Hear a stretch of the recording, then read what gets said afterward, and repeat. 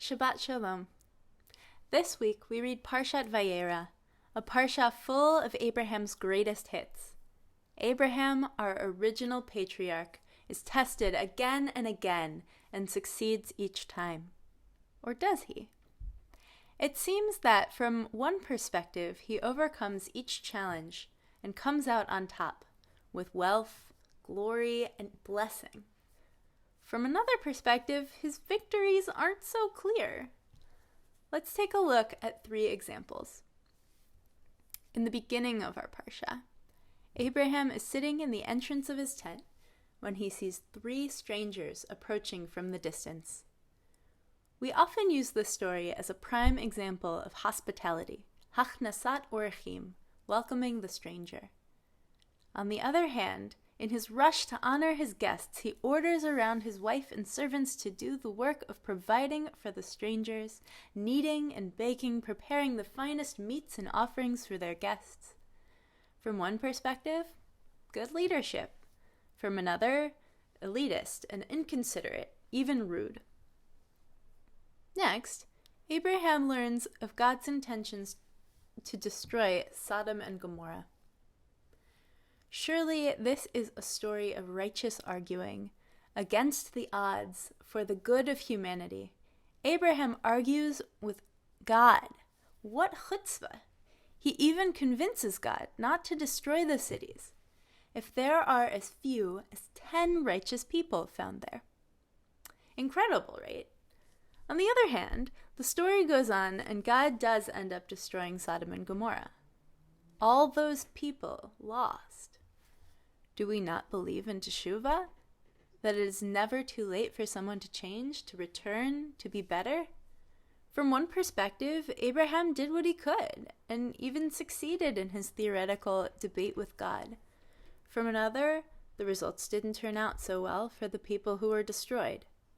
Maybe Abraham was thinking of lives too theoretically, too separated from the real harm at stake.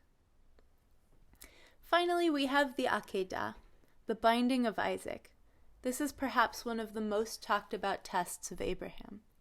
He is asked to step up, to do the unthinkable, to blindly follow God, and to sacrifice Isaac, his only son with his wife Sarah, his miracle, the son he loves. And he passes the test. He follows God's instructions. He gets so far that he has the knife raised over Isaac, bound on an altar, when God sends an angel to stop him. What a display of faith! Abraham was so selfless that he would sacrifice his beloved son for God. On the other hand, what kind of a father would sacrifice his son, no questions asked? What kind of a husband would go through with something like that without even mentioning it to his wife? Imagine how Isaac must have felt, tied up on a mountain, his own father holding a knife over him, ready to bring it down for the kill. From one perspective, Abraham is a devoted servant, a man of the strongest faith.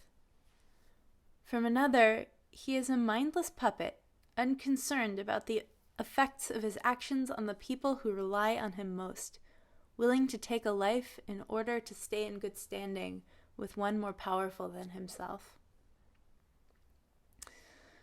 When we read Torah, we have the advantage of perspective.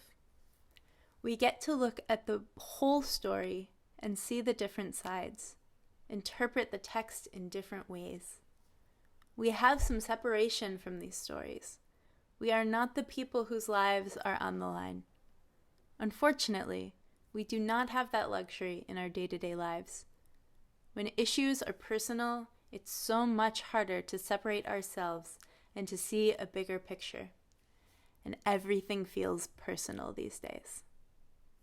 There is more and more attacking and defending, more and more existential threat, more and more division that feels unbridgeable.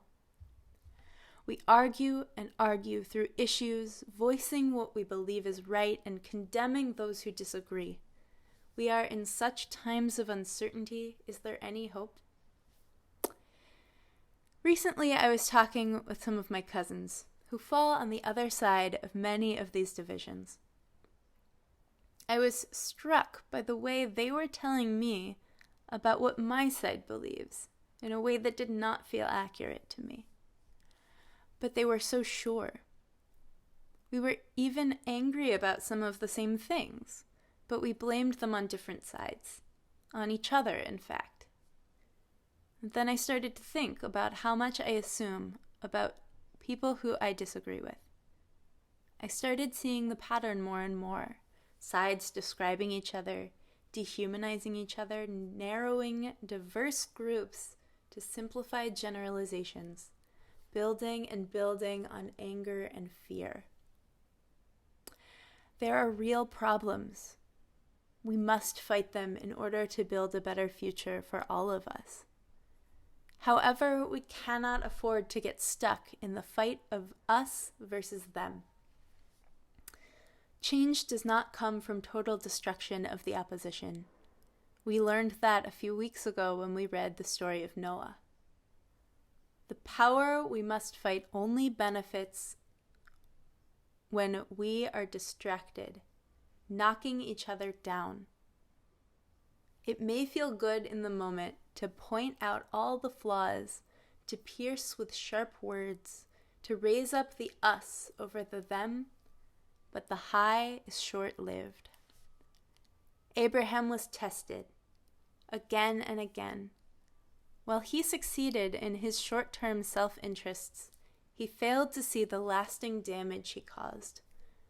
That being said, he was a step up from Noah, who said nothing in the face of global destruction.